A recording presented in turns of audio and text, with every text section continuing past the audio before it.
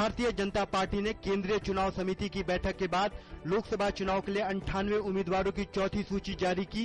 सूची में दिल्ली, उत्तर प्रदेश, हरियाणा, बिहार, छत्तीसगढ़, ओडिशा और सिक्किम के उम्मीदवारों का ऐलान किया गया। भाजपा के प्रधानमंत्री पद के उम्मीदवार नरेंद्र मोदी वाराणसी संसदीय सीट से चुनाव लड़ेंगे। पार्टी अध्यक्ष राजनाथ सिंह लखनऊ, मुरली मनोहर जोशी कानपुर, अरुण जेटली अमृतसर, उमा भारती झांसी, मेनका गांधी पीलीभीत, वरुण गांधी सुल्तानपुर से लड़ेंगे चुनाव।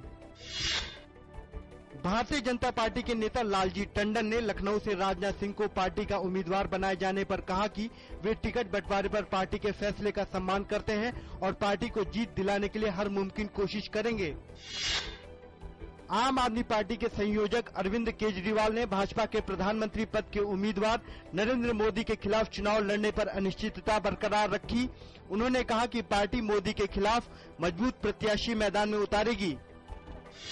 तृणमूल कांग्रेस ने भाजपा के साथ चुनाव बाद किसी भी तरह के गठबंधन से इंकार किया है। पार्टी महासचिव ने कहा कि भाजपा के साथ चुनाव से पहले अथवा बाद में किसी तरह का गठबंधन नहीं होगा।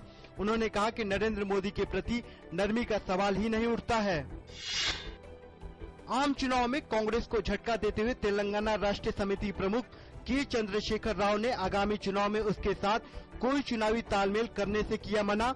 उन्होंने कहा कि तेलंगाना में टीआरएस अकेले चुनाव लड़ेगी।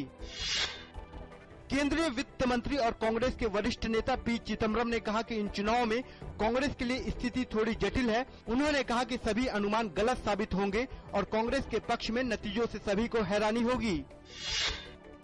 मुंबई से सटे ठाणे के समता नगर इलाके की एक बहुमंजिला इमारत में आज सुबह आग लगने से 2 लोगों की मौत हो गई और 4 घायल हो गए।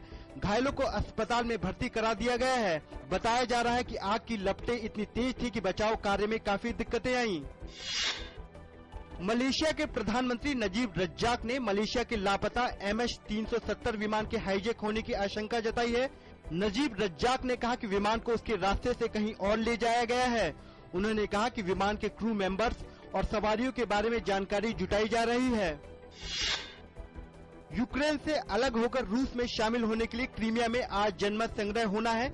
इससे पहले रूस ने संयुक्त राष्ट्र सुरक्षा परिषद में आपात मत विभाजन में क्रीमिया के जनमत संग्रह की निंदा करने वाले अमेरिकी प्रस्ताव पर वीटो कर दिया, जबकि चीन अनुपस्थित रहा।